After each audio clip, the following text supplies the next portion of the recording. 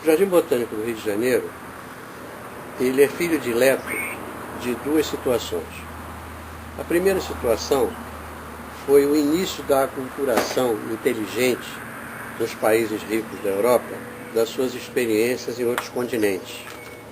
A visão da Inglaterra, da França, um pouco da Alemanha e de outros países nos seus impérios coloniais, levou para a Europa uma noção da diversidade do mundo, da sua singularidade e também da sua beleza. Essa visão foi trazida por algumas pessoas, principalmente os chamados grupos de artistas imperiais. Organizava-se então, na época, uma espécie de mecenato, onde essas pessoas viajavam às expensas dos governos. Eram pintores, desenhistas, naturalistas, geógrafos, cartógrafos, e eles, no seu conjunto, trocando informações, de uma certa forma, constituíam uma espécie de academia volante, viva, andando pelo mundo. O resultado disso foram o que hoje a gente classifica mais simplesmente de viagens e expedições. É muito pouco.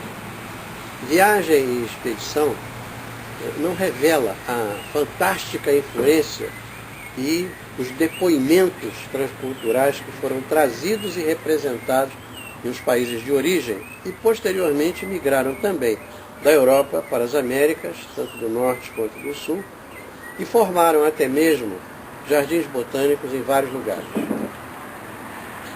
O Jardim Botânico do Rio de Janeiro, ele nasceu sob essa influência, e no Brasil, Império, os paisagistas e outras pessoas interessadas em áreas da natureza conseguiram interpretar um pouco a realidade europeia no Brasil, formando um jardim botânico eclético, ecumênico, mas visando principalmente plantas tropicais devido às dificuldades de aclimatação de algumas plantas de regime temperado nos países mais frios. O Jardim Botânico do Rio de Janeiro, ele se constituiu durante muitos anos numa belíssima coleção de plantas, talvez até uns 50 anos atrás, numa das mais completas que se tinha. Paralelamente, outros jardins botânicos evoluíam sob os auspícios de fortes verbas governamentais ou de instituições bem estabelecidas, como foi o caso dos jardins botânicos ingleses na América Central e depois dos jardins botânicos e das coleções de plantas nos Estados Unidos da América. O Jardim Botânico do Rio de Janeiro, ele tem os seus altos e baixos.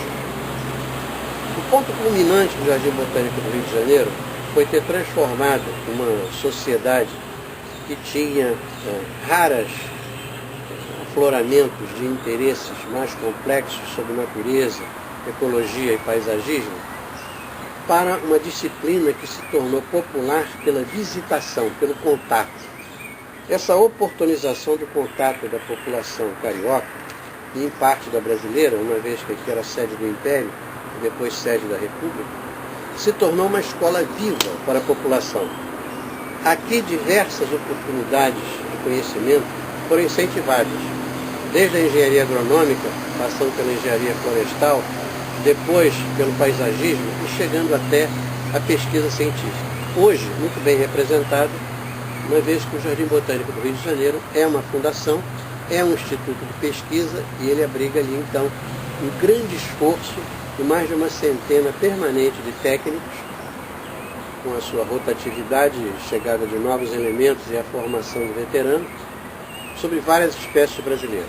De fato, é possível dizer hoje que o somatório das pesquisas do Jardim Botânico, bem suas coleções da Cartoteca e as suas exicatas, são na realidade um patrimônio de grande valor e pouco conhecido do povo brasileiro. O que significa isso? Significa que o Jardim Botânico precisaria ter uma vida acadêmica mais aberta e mais rica para que ela pudesse ser dividida com as demais instituições brasileiras.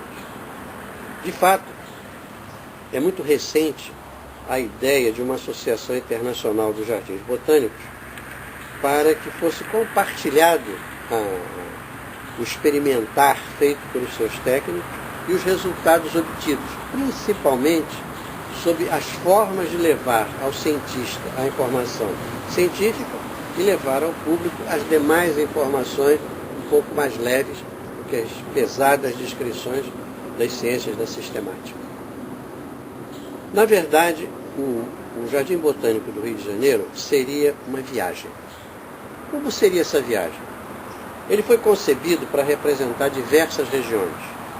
As suas alamedas, elas preservam uma característica de marcar os espécimes botânicos de cada biota que procura representar.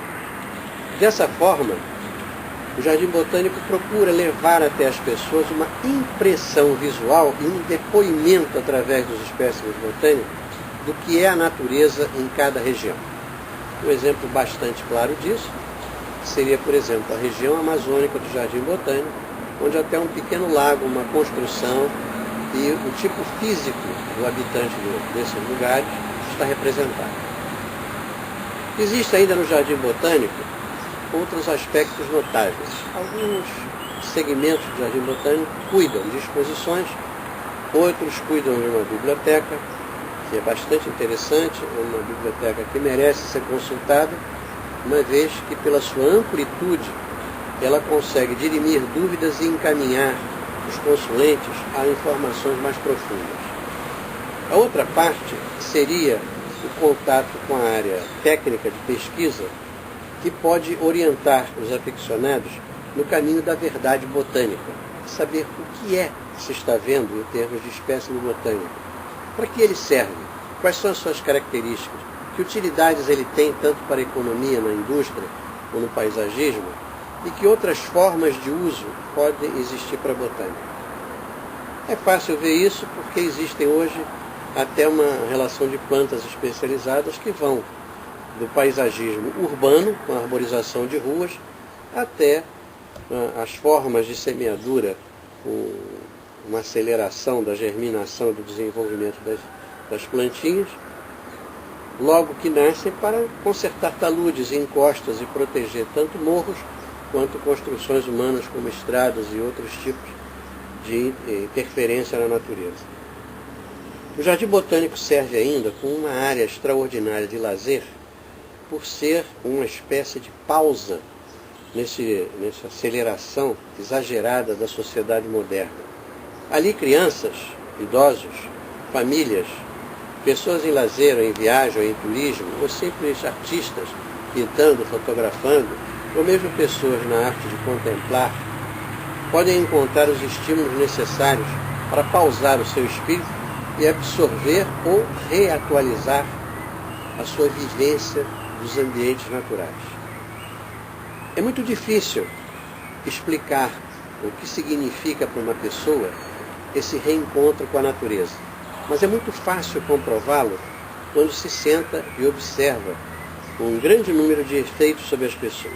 É interessante que um visitante ele não consiga se deter para enxergar a forma de uma árvore, a curiosidade de uma informação botânica, mas outros, com mais percepção ou com mais habitualidade de frequência, já conseguem receber as suas autoaulas simplesmente observando o Jardim Botânico. Por outro lado, criou-se ali um demonstrativo. A proteção da natureza e a formação das coleções botânicas atraiu pássaros e outros pequenos animais.